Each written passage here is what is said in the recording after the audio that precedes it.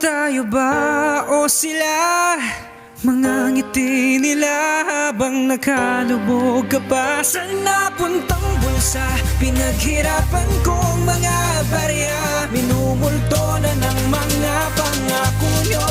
Hoy, makinig Ako'y kayo. namulat sa bansang punong-puno ng kakupalan. Di alam kung saan napupunta mga kaba ng bahay. Napakarami daw proyekto pero dito matagal. Kahit materials hindi pinagkinukupan. Napakarami namang puno pero ba't itinatago? Di mo lang maipakita saan na ba napunta. Di naman kami manghuhula kaya ilabas na mga pera na pinaghirapan ng bawat isa. Huwag yun namang kakiling dahil di sa inyo yan. Di naman naisip na marami ang mamamayan naghihirap nagsisikap para maahon sa hirap kanilang mga pamilya at para sa pangarap. Lumalaban sila ng patas dahil yun ang sa batas. Pero ba't ang kalaban natin ay nasa itaas? Mag-isip naman kayo, gamitin nyo ang utak nyo. Dahil pag napatuloy yan, kalaban nyo ang mga tao. Makinig kayo.